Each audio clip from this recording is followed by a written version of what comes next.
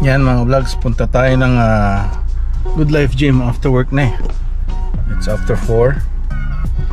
Yan, kunin natin yung fob para automatic tayong maka-enter.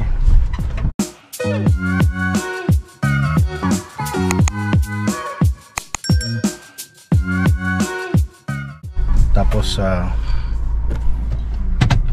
ano, yung bibigyan tayo ng bagata. Gamit ko ang GoPro 12 D-Log, yung ano tawag nun, yung profile na log M ba yun? Kasi lalagyan ko ng color grade. Yan, pati ng likod ko. Okay, kita tayo ron mga vlogs. Nandito na tayo sa loob, but we're gonna do warm up first.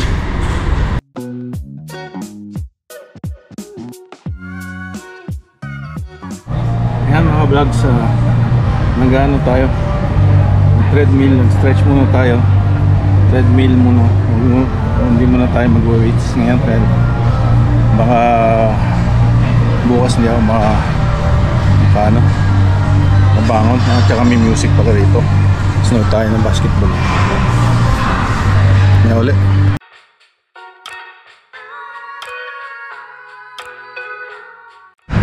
Ayan mga vlogs, pagkatapos ng weights, nag-legs ako, tapos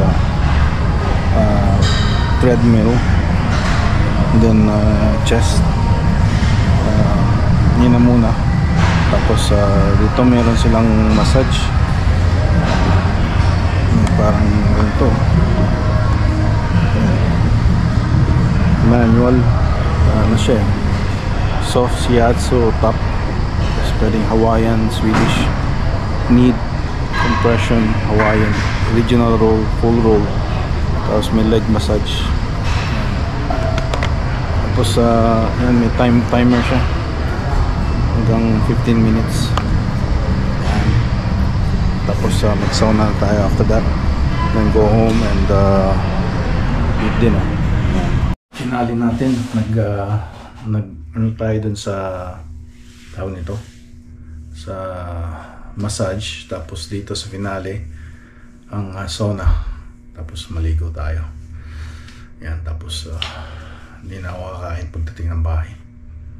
Yan, kaso depende kung anong nagluto ng ano si Esme, tawag nun, pritong pampano. So we'll see how it goes, but yeah, yun ang advice ko na sa winter coming is it's not gonna be as active as summertime. So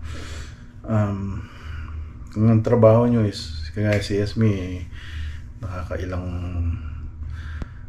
lakad na daw siya sa hospital, up and down. So yan,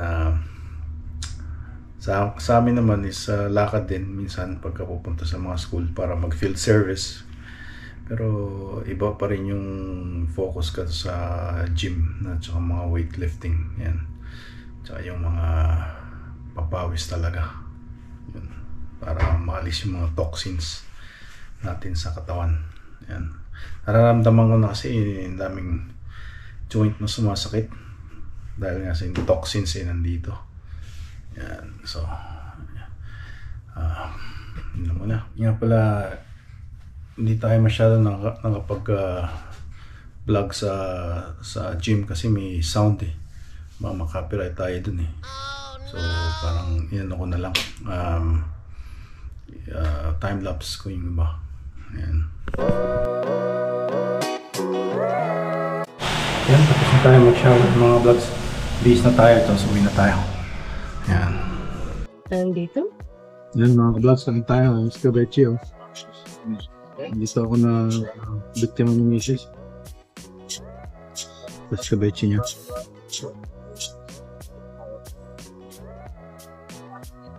Ito yung ano ng manok. Leg ng manok na binigay nung nag-deliver sa amin ng itlog.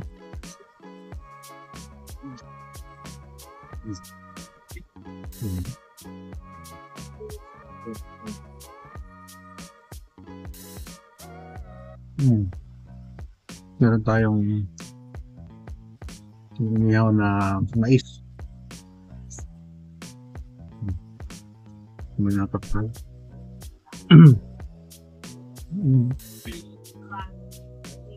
Alam mo na.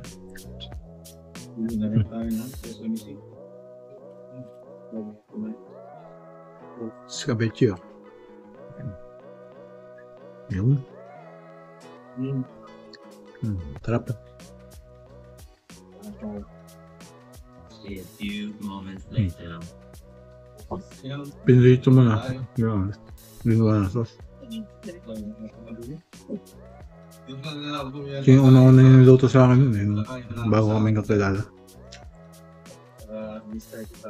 Once in every blue moon lang niluluto. Parang hindi pagsawa. Ano mo na? Welcome. Kita ulit tayo sa susunod na video.